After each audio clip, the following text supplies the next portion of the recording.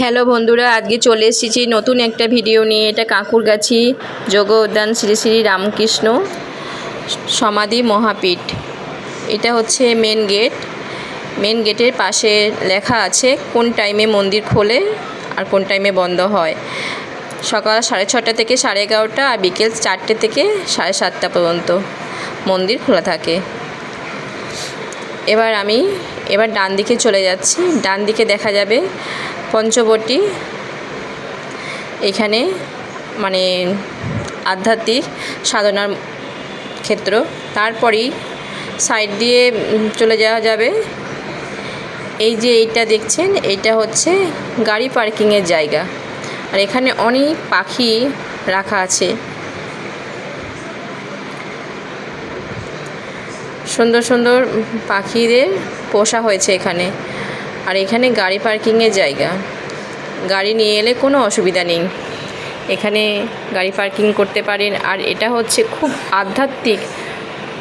আধ্যাত্মিক জায়গা, মন খুলে মানে সাধনার ক্ষেত্র। আমি তারপরে চলে যাচ্ছি, এখানে রামকৃষ্ণ স্বামীজির বেদান্ত বই এখানে সব কিছু সংরক্ষণ করে রাখা আছে। এটা বন্ধ আছে, আমি দেখাতে পারলাম না। তারপরে চলে যাচ্ছি আমি, সাইডে পড়ছে মানে রামকৃষ্ণের বেদি।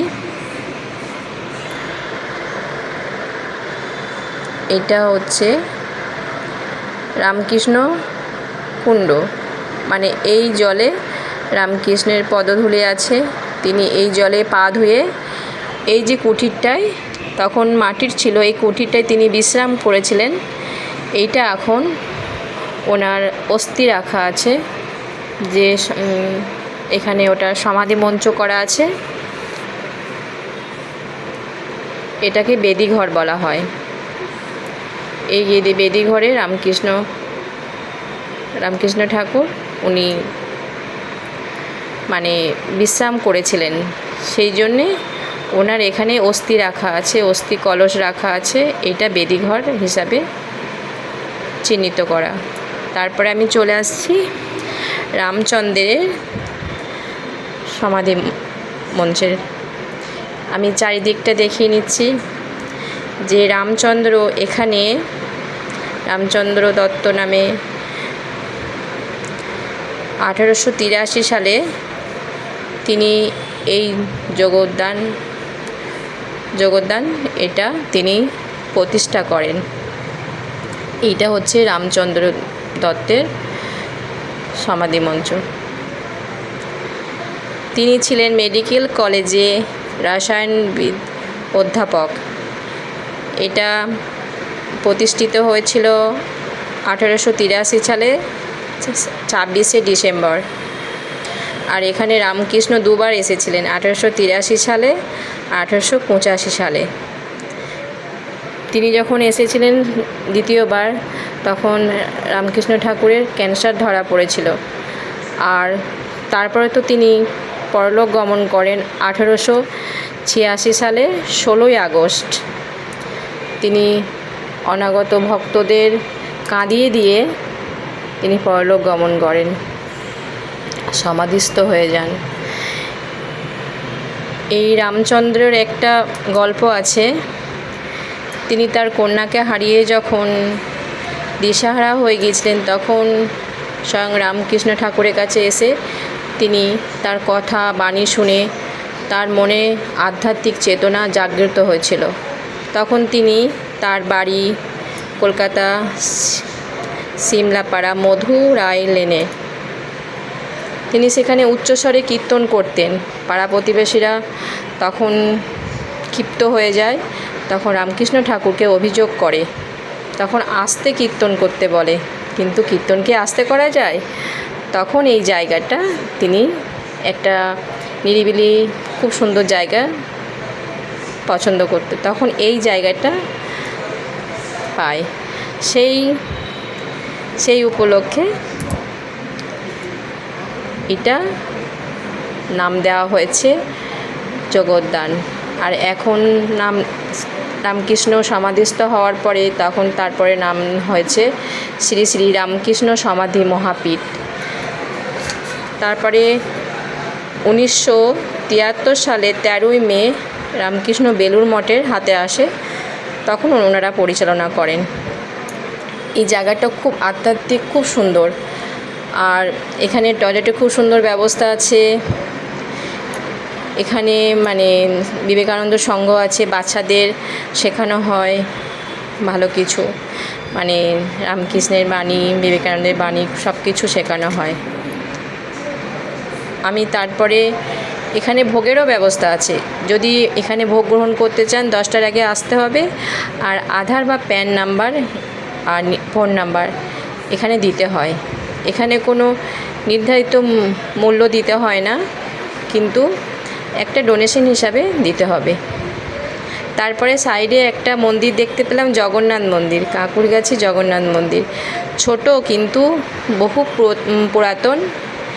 এবার এটা পুরীর নিয়মে পুজো হয়। পুরীতে যেমন 56 ভোগ রান্না হয় জগন্নাথের জন্য, এখানেও সেরকম ভোগ রান্না হয়। কিন্তু ছোট মন্দিরটা যদি আপনারা প্রসাদ গ্রহণ করতে চান, আগের দিন ফোন নাম্বার মানে আমি দিয়ে দিচ্ছি স্ক্রিনে, আগের দিন ফোন করে বলে দিতে হবে। আর এখানে স্বয়ং ঢুকেই বাঁদিকে মহাদেব আছে, মহাদেবের মূর্তি আছে। এখানে যদি কেউ উপোস করে সোমবার বা শিবরাত্রির সময় এখানে জল প্রদান করতে পারেন। মন্দিরটা ছোটোর মধ্যে কিন্তু খুব সুন্দর। জগন্নাথ, সুভদ্রা, বলরাম, আরও এই রাধাকৃষ্ণ, তারপরে এটা হচ্ছে হনুমানজি। তারপরে আমি চলে আসছি, আরও এখানে প্রচুর মানে দেবদেবীর সাইডে আছে, আমি সব কিছু দেখাচ্ছি।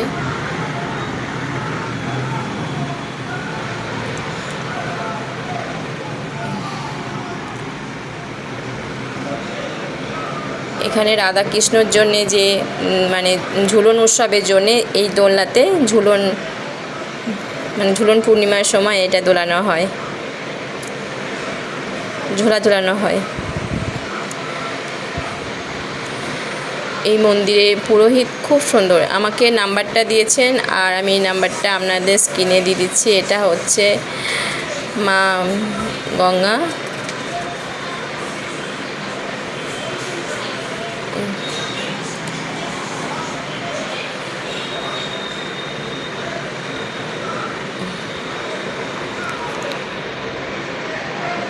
তারপরে আমি চলে আসছি মেন মন্দিরে।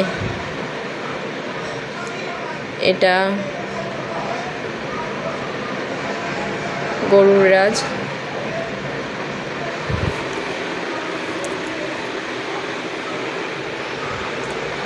এই সামনে থেকে মেন মন্দির দর্শন করা যাবে। আর পাশে আছে হনুমানজি। এটা আছে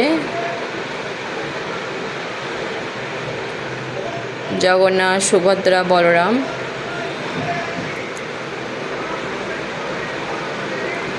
যদি কাঁকুরগাছি যোগোদ্যান যদি আসেন তাহলে এই মন্দিরটা সাইডে পড়বে, অবশ্যই দর্শন করবেন, খুব ভালো লাগবে। আমি নাম্বারটা স্ক্রিনে দিয়েছি, যদি প্রসাদ গ্রহণ করতে চান তাহলে আগের দিন ফোন করবেন। এখানে খুব ছোটোর মধ্যে তো আগের দিন না বললে এত আয়োজন এখানে হয় না, কিন্তু এখানে সব রকম 52 ব্যঞ্জন ভোগ দেওয়া হয় জগন্নাথকে। আমার তো খুব ভালো লেগেছে। ভিডিওটা কেমন লাগলো লাইক করবেন, শেয়ার করবেন আর সাবস্ক্রাইব তো অবশ্যই করবেন, তাহলে আমি আরও নতুন নতুন ভিডিও আপনাদের সামনে নিয়ে আসব।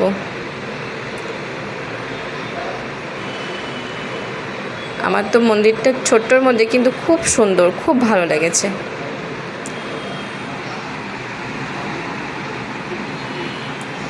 এবার বেরিয়ে আসার মুখে আর একবার মহাদেবকে দর্শন করিয়ে দিচ্ছি। এই তো নন্দী মহারাজ বসে আছেন। আজকের মতো বিদায় নিচ্ছি, ফিরে আসবো আবার নতুন ভিডিওতে। সমাপ্ত।